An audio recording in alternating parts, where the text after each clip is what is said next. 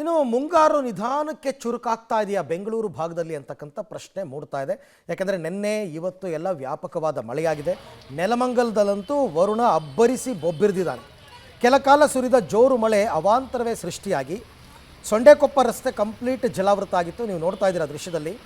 ಇನ್ನು ರಸ್ತೆಯಲ್ಲಿ ನೀರು ನಿಂತು ವಾಹನ ಸವಾರರು ಪರದಾಡಿರೋದು ಇದು ಕಾಮನ್. ಇದು ಬೆಂಗಳೂರು ಸುತ್ತಮುತ್ತ ನಿಮಗೆ ಅರ್ಧ ಗಂಟೆ ಮಳೆ ಸುರಿದ್ರೂ ಕೂಡ ಇಮಿಡಿಯೇಟಾಗಿ ಡ್ರೈ ಔಟ್ ಆಗಲ್ಲ ನೀರು. ಸೊ ಹಾಗಾಗಿ ರೋಡಲ್ಲಿ ನೀರು ನಿಂತುಬಿಡುತ್ತೆ. ಹಳ್ಳದಂತಾದ ರಸ್ತೆಯಲ್ಲಿ ವಾಹನಗಳು ಕೆಟ್ಟು ಹೋಗಿದ್ದರಿಂದ ಸವಾರರು ಬೈಕನ್ನು ಪಾಪ ತಳ್ಕೊಂಡೇ ಹೋದ ಘಟನೆಗಳು ಕೂಡ ನಡೆದಿವೆ. ಮತ್ತೊಂದು ಕಡೆ ಬೀಚ್ ರಸ್ತೆಯಲ್ಲಿ ಮರ ಬಿದ್ದ ಪರಿಣಾಮ ಬೈಕ್ ಮತ್ತು ಕಾರೆಲ್ಲ ಜಖಮ್ ಆಗಿರ್ತಕ್ಕಂಥದ್ದು. ಇವೆಲ್ಲ ಬೆಂಗಳೂರು ಹೊರವಲಯ ನೆಲಮಂಗಲದ ಸುತ್ತಮುತ್ತ ನಡೆದಿರ್ತಕ್ಕಂಥ ಘಟನೆ.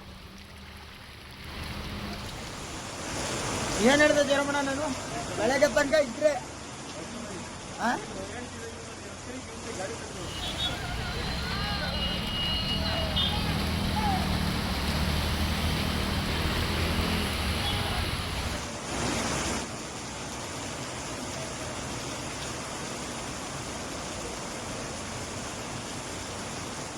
ಬೆಂಗಳೂರು ಹೊರವಲಯ ನೆಲಮಂಗಲ. ಬೆಂಗಳೂರಲ್ಲೂ ಇವತ್ತು ಜೋರಾಗಿ ಮಳೆಯಾಗಿದೆ, ನೆಲಮಂಗಲದಲ್ಲೂ ಮಳೆಯಾಗಿದೆ. ಇದರಿಂದಾಗಿ ಸ್ವಲ್ಪ ಹೊತ್ತು ಅವಾಂತರ ಎಲ್ಲ ಸೃಷ್ಟಿಯಾಗಿದೆ. ಸೊಂಡೆಕೊಪ್ಪ ರೋಡ್ ಎಲ್ಲ ಜಲಾವೃತವಾಗಿದೆ. ಒಂದಷ್ಟು ವಾಹನ ಪ್ರಯಾಣಿಕರು ಸವಾರರು ಪಾಪ ಪರದಾಡಿದ್ದಾರೆ.